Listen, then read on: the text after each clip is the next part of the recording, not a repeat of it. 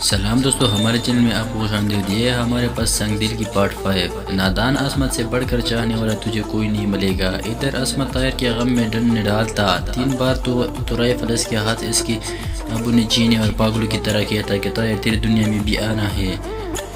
دونوں گھر پریشان تھے۔ طاہر کی بہن فاریہ بڑی سمجھدار تھی۔ اس نے عصمت سے کہا کہ تو چاہتا ہے کہ گلی گلی تمہاری بہنیں رو رہے دوپٹے راستے میں ہو اور لوگ ہنس سے بزدلوں کی طرح مرنا چاہتے ہوں، کیونکہ دونوں گھر آپ تیرے نام سے زندہ ہے۔ عصمت کی آنکھیں کھولے اور اس نے کہا بہن میں ایسا نہیں کروں گا۔ فاریہ کہا کہ آج کے بعد تم عصمت بھی ہو اور طاہر بھی ہو۔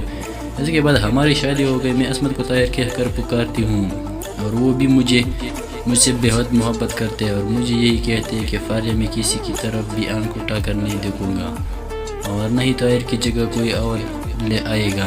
لیکن طاہر کی وصیت کی تھی کہ میرے دوست میرے خاطر کوئی نہ کوئی دوست ضرور بنانا ہے، لیکن آج تک عصمت یہی کہتے ہیں کہ مجھے طاہر کی صورت اور سیرت کا انسان نہیں ملتا، اور میں دوست کیسے بنا لوں۔ یہ تو عصمت اور طاہر کی حقیقت۔ اب فہیم کی امی پریشان ہو گئی اور کہنے لگی کہ میرے بیٹے عصمت نے تو آنکھوں میں طوفان اور دل میں سمندر چھپایا ہوا ہے۔ میں بھی پریشان ہو گئی کہ اس دنیا میں ایسے بندے میں ہے۔ اب عصمت سے بات کرنے کا سوال ہی ختم ہو گیا۔ بھائی فہیم نے کہا کہ میں عصمت سے طاہر کی جگہ لگایا طاہر بن کر دکھاؤں گا، لیکن کوئی مثبت حل نہیں ہوا۔ دوسرے دن ہم مایوس ہو کر اپنے گھر آ گئے۔ آج سے بعد گزر عرصہ 6 سال ہو گئے۔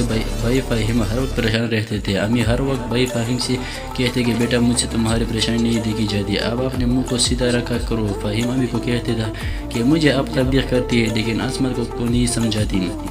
امی کہتے تھے کہ عصمت بھی میرا بیٹا، اور آج کی دنیا میں حقیقی انسان ایسا نہیں کرتے، لیکن مجھے عصمت آپ سے بھی پیارا ہے۔ میں امی کی بات سن کر بے حد خوش اور دل میں کہا عصمت اتنا پیارا کیوں نہ ہو، آخر کار تمہارا داماد بنے گا۔ 6 سال تک بھائی فہیم عصمت کی خدمت کرتے رہے، لیکن کوئی حل نہیں نکلا۔